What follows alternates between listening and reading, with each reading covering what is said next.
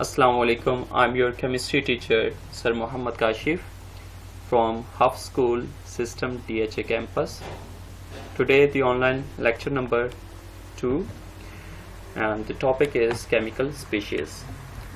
So first question बेटा आपका कि सर आयन किसको कहते हैं? आयन एक एटम भी हो सकता है या ग्रुप ऑफ एटम भी हो सकता है, बट कंडीशन क्या है कि उसके ऊपर कुछ ना कुछ चार्ज होना चाहिए। अगर किसी एटम या ग्रुप ऑफ एटम्स के ऊपर कोई चार्ज है तो वो अब आयन कहलाता है। फॉर एग्जाम्पल बेटा यहां पे मैं लिख देता हूं हाइड्रोजन एटम। अब देखें इसके ऊपर कोई चार्ज इस वक्त नहीं है, so this is called simply an atom. अगर बेटा मैं इसके ऊपर प्लस चार्ज डिनोट कर देता हूं तो इट मींस ये अब एटम नहीं है बल्कि ये अब एक आयन बन चुका है।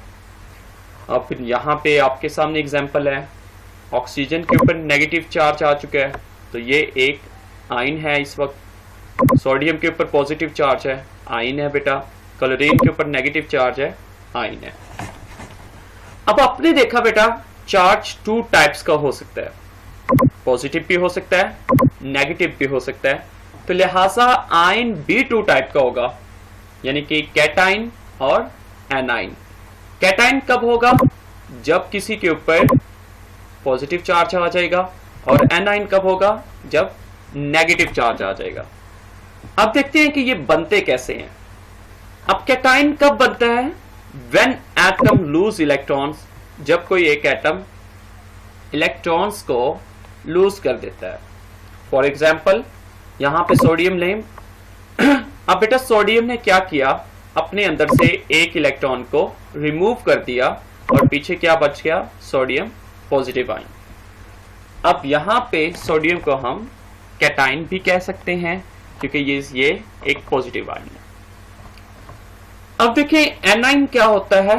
A9 is form when an atom gain electron.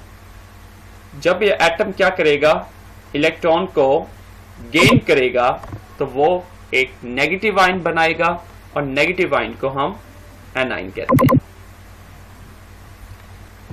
Next बेटा मॉलिक्यूलर आयन क्या होते हैं?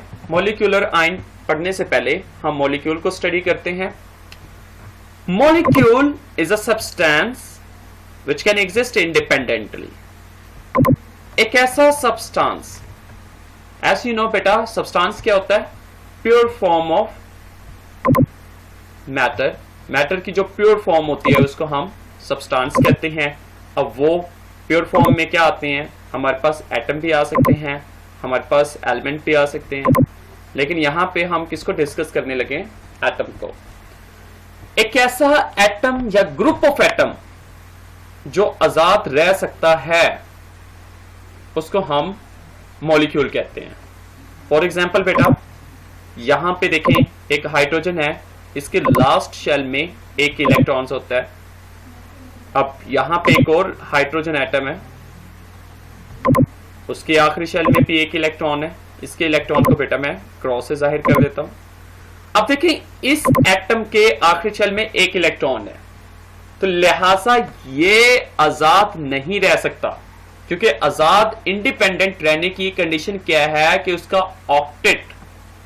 ऑक्टेट मीन के आखिरी शेल में 8 इलेक्ट्रॉन्स होने चाहिए, या डॉपलेट। डॉपलेट मीन उसके लास्ट शेल में 2 इलेक्ट्रॉन्स होने चाहिए। अगर उसके ऑक्टेट या डॉपलेट कंप्लीट हैं तो वो आजाद रह सकता है, वरना वो आजाद नहीं रह सकता। अब देखें हाइड्रोजन के आखिरी शेल में एक इलेक्ट्रॉन है, दोनों एटम इंडिपेंडेंट नहीं रह सकते, लिहाजा ये क्या करेंगे? इलेक्ट्रॉन को शेयर करेंगे। जब इलेक्ट्रॉन को शेयर करेंगे तो ये क्या बच जाएगा? H2, क्योंकि 2 एटम मिल चुके हैं, तो लिहाजा बेटा अब H2 क्या कर सकता है? अपने आप को इंडिपेंडेंट रख सकता है, क्योंकि इलेक्ट्रॉन शेयरिंग करने से इसके भी 2 और इसके भी 2 इलेक्ट्रॉन कंप्लीट हुए, लिहाजा H2 अब क्या बन जाएगा? मॉलिक्यूल बन जाएगा। अब इसी तरह देखें बेटा H2O में क्या है कि 2 हाइड्रोजन एटम है, और एक बेटा हमारे पास दरमियान में ऑक्सीजन एटम है। अब देखा बेटा हाइड्रोजन एटम के आखिरी शेल में 2 इलेक्ट्रॉन्स होते हैं, ऑक्सीजन के बेटा आखिरी शेल में 6 इलेक्ट्रॉन्स होते हैं। 2 4 ये 5 और ये बेटा 6। अब देखें यहां पे जो हाइड्रोजन एटम है उसके भी आखिरी शेल में 1 इलेक्ट्रॉन है, यहां पे हाइड्रोजन के आखिरी शेल में 1 इलेक्ट्रॉन है। ये तीनों एटम इस वक्त इंडिपेंडेंट नहीं रह सकते। अब क्या करेंगे कि ये जो आपस में एक एक इलेक्ट्रॉन शेयर करेंगे, इधर से ये हाइड्रोजन एटम इस ऑक्सीजन के इलेक्ट्रॉन के साथ अपना इलेक्ट्रॉन शेयर करेगा। लिहाजा अब देखें ऑक्सीजन के देखें 2 4 6 और 8 कंप्लीट, हाइड्रोजन के 2 2 कंप्लीट। तो लिहाजा बेटा अब ये क्या बन जाएगा H2O। अब H2O में देखा कि उनके इलेक्ट्रॉनिक कॉन्फ़िगरेशन कंप्लीट हो चुकी थी डबलेट और ऑक्टेट के लिहाज से, लिहाजा अब ये क्या कर सकता है इंडिपेंडेंट रह सकता है, लिहाजा हम इसको मॉलिक्यूल कहेंगे। अब टाइप्स ऑफ मॉलिक्यूल, जो मॉलिक्यूल की जो टाइप होगी वो 2 टाइप होगी, मेन 2 टाइप होगी, आगे उनकी सब टाइप्स आ जाएंगी। यहां पे जो टाइप वो कंसिडर करने लगे वो नंबर ऑफ एटम के लिहाज से करने लगे। फॉर एग्जाम्पल बेटा सबसे पहली जो टाइप है नंबर ऑफ एटम्स के लिहाज से वो मोनोएटॉमिक मॉलिक्यूल है। मोनो मीन क्या होता है 1 और एटॉमिक मीन एटम। तो ऐसा मॉलिक्यूल जिसमें सिर्फ एक एटम आएगा उसको हम मोनोएटॉमिक मॉलिक्यूल कहेंगे। फॉर एग्जाम्पल बेटा इनर्ट जो गैसेस हैं जिसमें हीलियम, नियॉन, आर्गॉन, ये तमाम की तमाम क्या है एटम भी हैं और मॉलिक्यूल भी कहलाती हैं। क्योंकि मॉलिक्यूल क्यों कहलाती हैं, क्योंकि इनके ऑक्टेट डॉपलेट बाय नेचुरली कंप्लीट है, तो लिहाजा ये किसी के साथ रिएक्शन नहीं करती, किसी के साथ नहीं मिलती, किसी से इलेक्ट्रॉन शेयर नहीं करती, लिहाजा ये क्या है मोनो एटॉमिक मॉलिक्यूल है क्योंकि ये इंडिपेंडेंट रह सकती है। आगे बेटा नेक्स्ट देखें डाई मीन होता है बेटा 2 और एटॉमिक मीन एटम। तो ऐसा मॉलिक्यूल जो 2 एटम से मिलकर बनता है उसको हम डाई एटॉमिक मॉलिक्यूल कहते हैं। जिस तरह बेटा H2 ऑलरेडी डिस्कस कर चुके हैं, O2 बेटा आपको पता है कि ऑक्सीजन के आखिरी शेल में 6 इलेक्ट्रॉन्स होते हैं और एक और ऑक्सीजन आ चुकी है उसके आखिरी शेल में 6 इलेक्ट्रॉन है, तो ये 2 2 इलेक्ट्रॉन आपस में शेयर करेंगे। जब 2 2 इलेक्ट्रॉन शेयर करेंगे तो इनके आखिरी शेल में 8 8 इलेक्ट्रॉन्स कंप्लीट हो जाएंगे। लिहाजा फिर वो O2 की फॉर्म में क्या कर सकते हैं इंडिपेंडेंट आजाद रह सकते हैं।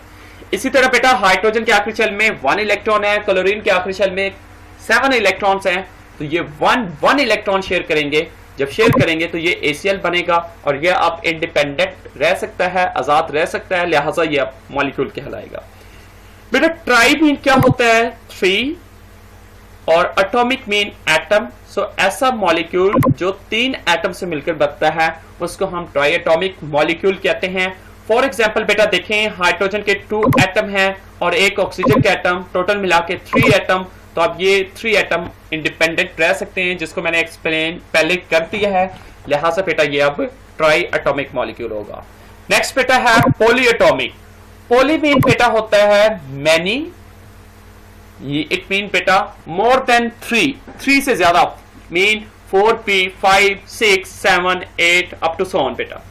तो ऐसा मॉलिक्यूल जो मैनी एटम से मिलकर बनता है, मीन 3 से ज्यादा एटम से मिलकर बनता है, उसको हम पॉली एटॉमिक मॉलिक्यूल कहते हैं। फॉर एग्जांपल बेटा मीथेन में देखें तो 4 हाइड्रोजन के एटम हैं, एक कार्बन का एटम है, तो ये टोटल 5 एटम कहलाते हैं। तो ये जो 5 एटम जो मिलकर मॉलिक्यूल बनाते हैं उसको हम पॉली एटॉमिक मॉलिक्यूल कहते हैं। अब ये कैसे बनता है बेटा, कार्बन के आखिरी शेल में 4 इलेक्ट्रॉन्स होते हैं, 1 2 3 4। अब बेटा यहां पे हाइड्रोजन 4 एटम है, तो इट मीन हर तरफ एक हाइड्रोजन एटम आ जाएगा और वो 1 इलेक्ट्रॉन को क्या करेगा शेयर कर लेगा, तो लिहाजा वो क्या बनाएगा CH4 और वो इंडिपेंडेंट रह सकते हैं, लिहाजा वो बेटा आप क्या कहलाएगा पॉली एटॉमिक मॉलिक्यूल कहलाएगा। होप सो बेटा आप इस टॉपिक को भी अंडरस्टैंड कर चुके हैं। अब नेक्स्ट देखिए बेटा टाइप्स ऑफ मॉलिक्यूल को ही हम स्टडी कर रहे हैं। अब जो टाइप ऑफ मॉलिक्यूल है वो एटम की सिमिलरिटी के लिहाज से है। होमो मीन बेटा होता है सेम, एक जैसे। अब बेटा देखें तो homo mean same, atomic mean atom. तो ऐसा मॉलिक्यूल जो एक जैसे एटम से मिलकर बनता है उसको हम होमो एटॉमिक मॉलिक्यूल कहते हैं। जिस तरह H2 बेटा 2 सिमिलर एटम थे, H और H दोनों सेम एटम थे, तो ये मॉलिक्यूल जो बना वो हमारे पास होमो एटॉमिक मॉलिक्यूल। इस तरह बेटा ओजोन O3 होमो एटॉमिक मॉलिक्यूल है बेटा। 3 ऑक्सीजन के एटम हमारे पास होते हैं, हर एक के आखिरी शेल में 6 इलेक्ट्रॉन्स होते हैं, 1 पॉइंट शेयर करेंगे, ऑलरेडी उनका ऑक्टेट कंप्लीट हो जाएगा। हेटेरो मीन बेटा होता है डिफरेंट, एटॉमिक मीन एटम। तो ऐसा मॉलिक्यूल जो डिफरेंट एटम से मिलकर बनेगा उसको हम हेटेरो एटॉमिक मॉलिक्यूल कहते हैं। जिस तरह H2O, आप देखें बेटा इसमें डिफरेंट एटम है, मीन हाइड्रोजन ऑक्सीजन दोनों डिफरेंट एटम है, तो लिहाजा ये हमारे पास हेटेरो एटॉमिक मॉलिक्यूल होगा। वापस आते हैं बेटा, हमारा जो टॉपिक था रह चुका था molecular ion. When a molecule lose और गेन इलेक्ट्रॉन, अब जो मॉलिक्यूल इलेक्ट्रॉन को लूज या गेन करेगा तो इस दौरान जो हमारे पास आयन बनेगा उसको हम मॉलिक्यूलर आयन कहेंगे। फॉर एग्जाम्पल बेटा CH4। अब ये भी देखें आयन हमारे पास पॉजिटिव चार्ज भी हो सकता है, नेगेटिव भी, तो लिहाजा बेटा ये भी क्या होगा, 2 टाइप का होगा। कैटाइन भी होगा और एनाइन भी होगा। सेम बेटा कि कैटाइन कब बनेगा, जब वो इलेक्ट्रॉन को लूज करेगा, एनाइन कब बनेगा, जब वो इलेक्ट्रॉन को गेन करेगा। बेटा this is also ending topic बेटा। नेक्स्ट टॉपिक इज बेटा फ्री रेडिकल क्या होते हैं।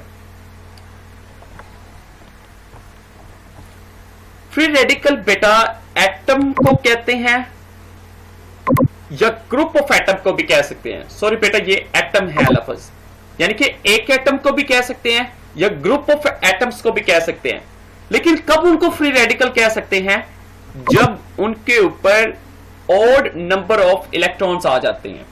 मतलब यहां पे देखें हाइड्रोजन के ऊपर 1 इलेक्ट्रॉन है, ऑड नंबर ऑफ इलेक्ट्रॉन्स है, तो हाइड्रोजन को अब हम एटम भी कह सकते हैं और फ्री रेडिकल भी कह सकते हैं। फ्री रेडिकल इसलिए क्योंकि इसके ऊपर ऑड नंबर ऑफ इलेक्ट्रॉन है।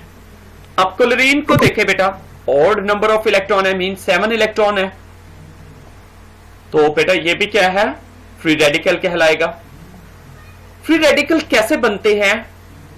Free radical are generated by homolytic, mean बेटा होमोलिटिक का मीन मैंने लिखा हुआ है equal breakage of bond between 2 atom. जब 2 एटम के दरमियान बराबरी के तौर पर बॉन्ड जो होता है वो ब्रेक डाउन होता है, मीन आधा उधर हुआ आधा उधर हुआ।